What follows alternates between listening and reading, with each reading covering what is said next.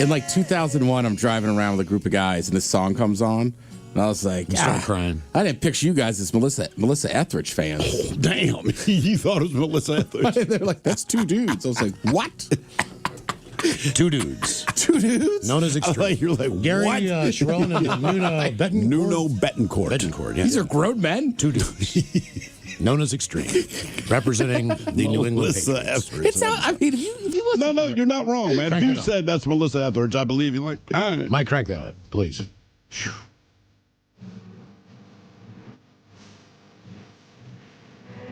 They should have played the halftime show.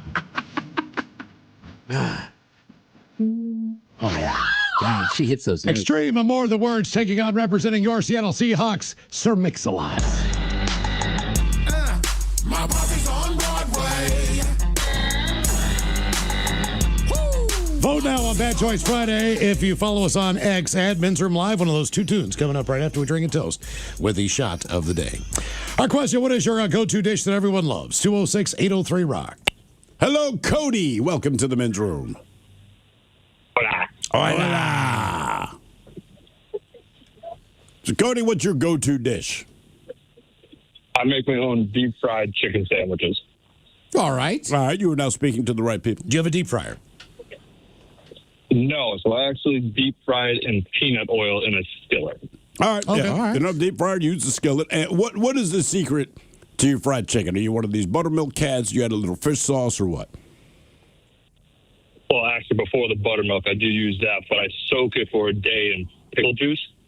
Oh, all right. Kind of like. I've heard. Chick-fil-A. I'm just anti-pickle, but I've heard that, and I'm sure I've had chicken that was soaked in pickle Now, do juice. I love you it. do you buy cutlets? Do you pound breasts? What do you do? So I cut breast. I cut them in half to thin them out. Then I cut those in half because by the time that I double bread it and then put it in breadcrumbs, it's like teeny tiny mouths. It's too thick. If Okay. you do like a full thick breast. How do you double bread it? What's the process there? So pretty much it's the to get an extra crunchy one, you want to do 1-and-1 from like flour to cornstarch. So you put it in the buttermilk, then you put in the flour and cornstarch mix, then put it back in the milk, and then re-put it in the flour and cornstarch, and then you fry it. Okay. All right. That's it. Okay. So Sounds good. Other than that, it's either on King Hawaiian rolls or pretzel buns. Are you making that for Sunday? Most likely, yes. Okay. But All right. where, just out of curiosity, where do you live? Did Mike tell you? Because I told him I live in Massachusetts. No, I'm just asking as you're describing a delicious sandwich. So I didn't realize you were calling from Massachusetts. I was like, I might pop by. Why don't you make lobster rolls? I'm not good at making lobster rolls. I'll be honest. I know my route. It's either deep fried chicken sandwiches or deep fried popcorn shrimp. Okay, but to be honest, all right, so even you live in Massachusetts, everyone hears about lobster rolls. You go, fine. Is that something that the average person in Massachusetts can make or no? No. I didn't everyone think so. wants to go to a place that has it. It's almost like if when people go see you guys, everyone wants to go see the Space Needle. Yeah. It's just like we're just so numb to it. Right, yeah, Well, I got okay. you. Which version do you like? Do you like the Rhode Island version? Do you like the Massachusetts version, the Maine version? Because some have a cream sauce. Maine. Okay, and Wait, what's their some is style? like mayonnaise, By some are far. just butter. Okay. Okay. All right. Yeah, I would say it's, Extra butter, not mayonnaise. yeah. I have a bet with my cousins that own Neptunes out on Cape Cod. So if the Hawks win, I got to send them some salmon. And then if the Hawks win, they got to send me some stuffies, stuffed clams. Oh, okay. Yeah. That's a deal. Stuffed That clam. does sound good. Are they, what kind of clam? It's like Cherry stone? yeah, like whatever the giant clam, like the shell you think of. Yeah. I think it's cherry stone. Right. So I had never had them, and I've been there the last 2 summers, and my one cousin said something about stuffies. I'm like, what the hell's a stuffy? They're like, you never had a stuffy? We had them the next night. They're awesome. What are they stuffed with? I mean, is it like breadcrumbs or the stuff with Is other it spinach meats? like a Rockefeller or a casino style? Man, I gotta look it up. Rockefeller's the one with the spinach, right? Yeah. That's what irritates I'll tell you, me. sometimes, man, just butter and garlic is the way to go. Just Yeah. for the standard tried and true. Like Lamb's Casino, Acme man. in New Orleans. I think Lamb's Casino. I mean, look, man, it's what? Parmesan, a little piece of bacon, butter. That's it. Yeah. It is one of the best meals ever. Yeah, and man, if you find any place that does char-broiled oysters. Yes. Where they cook them from the top. That is it. There's no heat from the bottom. Just flame broil those things. They are absolutely, I mean, you could just eat dozens of those easily. You know what? It's a quahog. Quahog, okay. Quahog, all right. Yeah. What is your go-to dish that everyone loves? 206-803-ROCK. Right, you chop up the clay. They're steamed. You chop them, mix them with like breadcrumbs, garlic, all that kind of stuff. Some Portuguese sausage, because there's a lot of Portuguese up there.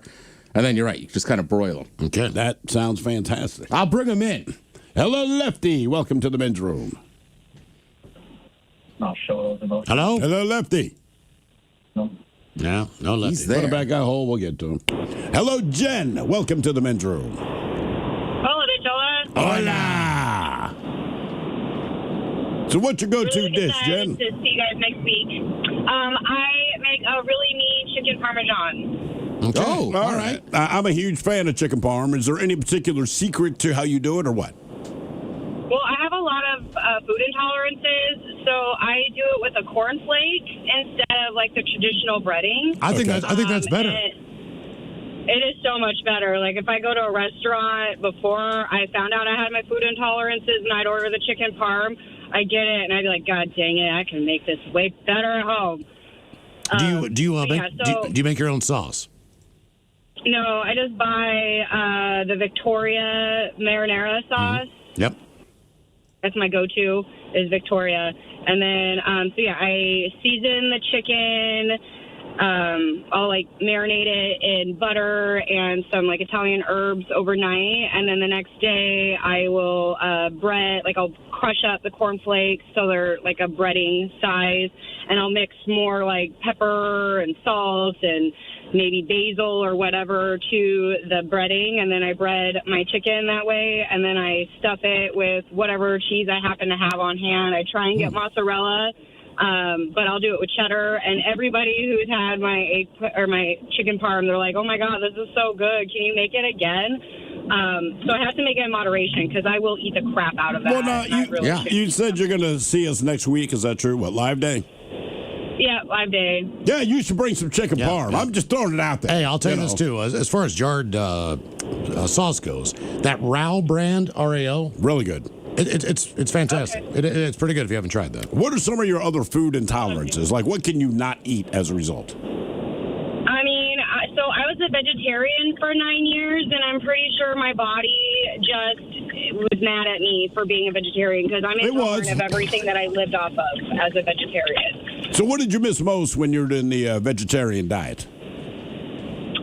When I was vegetarian, it was bacon and chicken because chicken can be cooked so many different ways. And I love any like Asian style chicken, so Chinese style chicken, Thai style chicken. So it was really hard for me to give up chicken and bacon. I eventually got to where I found a really good vegetarian bacon. But once I did my food allergy intolerance test, like I found out I'm intolerant of soy, I'm intolerant of mushrooms, I'm intolerant of almonds, I'm intolerant of cashews. Aren't those used a lot in like vegetarian dishes as far as like simulating a quote unquote meat product?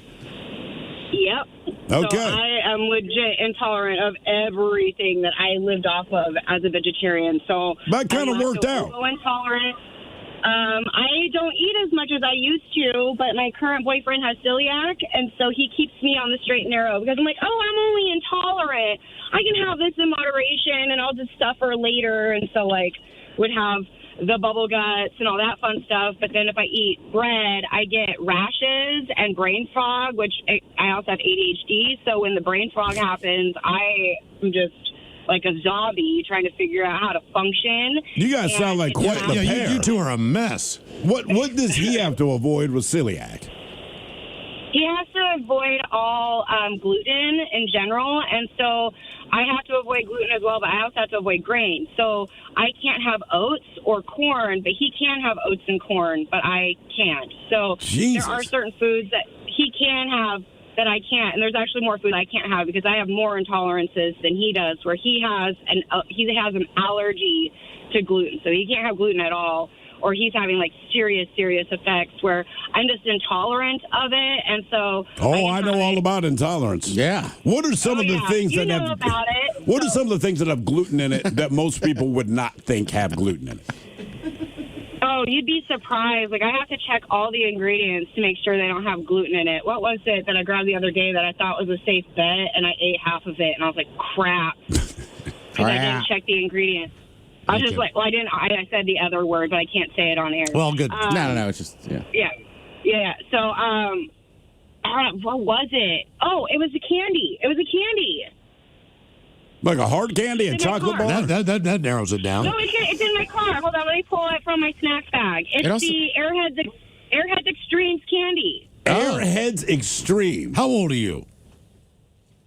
I'm 37. Okay. Those things are good. Don't judge. I'm not. I'm just asking. No, obviously he was judging. Sounds like you're driving. I was going to tell you get your license first. So Airhead. I know how to drive a stick, and I've known how to drive a stick since I was 13. What separates Airhead Extremes from regular Airheads? Well, they're the sour ones that are like the rainbow strips. Okay. They're the most sour. Yeah. All right, I got you. Extremes. Also, it sounded a little bit like you were describing your boyfriend as a horse. What are you talking about? You could have oats and corn. And I fathom she's just saying, but like if somebody said, "Do you want to come over and eat oats and corn?" Like, no. Like, can I have some of your salt lick too? I mean, honestly, if the doctor said, hey, man, this is really important, Mr. Hill, you can't eat oats and corn. I'd be like, okay, that's cool. No oats. I mean, corn every once in a while, like corn on the cob in the summer, sure, but oats, like, cool. I feel like corn could get you though. Like let's say you're at a nice establishment having a Southwestern egg roll. You forget there's corn in there. Yeah. Right. What is your go-to dish that everyone loves? 206-803-ROCK. Let's say you're at a nice establishment having a Southwestern egg roll. That's how you know it's high dollar. The fancy places you go to. Right. It's a lifestyle, Mike. Hello, Matt. Welcome to the men's room. How you doing, boys? Hola. My go-to is a 24-hour brisket. Oh, tell us more. Yeah, I was saying, keep talking. So Super Bowl all started at about 3 in the afternoon on Saturday. Smoke it for about 4 or 5 hours to get the bark. Then start spritzing it, and I spritz with apple cider vinegar and a bourbon. And I'll spritz that until around 1 or 2 in the morning every hour. Do you sip a little bourbon in between the process? No. Really? Well, I might have an old fashioned here and there. All right. Yeah, Okay, thank God. just tell us you're making use of the bourbon outside of the spritz. Quality control. You got to make sure it's not going to kill anybody, you know? Right. About till 1 or 2 o'clock in the morning, then I'll bump up the heat because I just smoke it about 180 degrees for that first 12 hours or so, and then bump it up a little bit, get it to about 206 is like my magic temperature, I guess you could say. Then I wrap it in paper for the last 4 hours on the smoker, pull it out, wrap it in a towel after that, and put it inside of a cooler for the last 4 hours until I serve. And it's pretty good, pretty darn good. Sounds really good. Sounds like a hell of a process. It is. I don't do it often. I did it for Christmas for the family this year. My brother had never had it, and he was like, oh God, my little brother knows how to cook. How many did you ruin before you figured it out? I watched a lot of YouTube videos. The first one I ruined because the seasoning I used was way, way too salty. Yep. But we just scrape all that off, and then the next day you make brisket tacos, like brisket street tacos, and then the Safeway soup packets, those green packets that you put in like a big pot and add meat to it. We do like a brisket minestrone soup. Ooh. There's a lot of extra leftover stuff you can do with it, which is really nice. How many times a year do you break this out? 2, maybe 3. I'm doing it for Super Bowl this year. All right, but let me There ask you go. this. If the Hawks were not in the Super Bowl, would you be doing this for the Super Bowl? No. Yeah, no, that's I'd what I be going thought. over to, I'd be going to another party where they have all the food. Well, much like with the halibut, the cheeks are the money shot. Yeah. Do you save the crunchy, burnt in pieces for yourself? Yes. Yeah, me too. Yep. Yeah, Well, you can't there's- touch that. I- If I make a brisket, those are mine. But there's also a way you could make burnt ends without it being specifically those burnt ends. You can, but it's also important to let people know that might be unfamiliar with the brisket. Let's say, for example, you're dating a girl and you take her to your parents' house, and your father, in this case, say it's mine, has made a brisket, and she does not understand what the burnt ends mean in the brisket world. The way she perceives it is, oh, these pieces are burnt. Oh, all right. So knowing that no one else would want them, grab those first and pop those in her mouth. do you know? Do you still know this person? No, I haven't been together in years and years. But my father, man, a few Is he words. still mad? Yeah, and like he, like I said, he's always been a super nice guy, always, right? Very fair, very stern, but a nice guy. But this is one of the few times he turns around. He's like, "Did you eat the goddamn burned ends?" She's like, "Oh no, they were burned." So he was like, "Jesus Christ, God damn it!" He lost it. Just read this poor girl was like, "I didn't know." I was like, "Yeah, well now you do." I was like, "Look, man, don't eat the burned ends." She's like, "But they were burned." I'm like, that's kind of the point. I mean, my buddy Sal, right? He might be the best barbecuer I know, right? Right. He old school. So for years he made a pulled pork that was unreal. Then he got into briskets. So he's really zoned in on that brisket. But last time I was hanging out with him, he also makes some smoked oysters that are amazing. Oh. But he made a bunch of burnt ends. You know, you kind of chop it and like cook them a little bit different or whatever. They were some of the greatest things I ever had in my life. Yeah, they are. Like to the point I was like, just you got to put that pan somewhere else, or like I'm going to. I think it's one of the best ways to finish a brisket is to make it into those cubes. Correct. Put it in the pan and stick it back in and sear it. Yeah. I mean, man, and this sounds very shallow. like a burnt in sandwich. And maybe I'm just shallow, but my family in Texas, they can all cook. They all barbecue. And my aunt passed away in November, I believe it was, or early December, whatever. But I flew down to Houston, and I said, look, the one redeeming thing is there's like 100 of us there.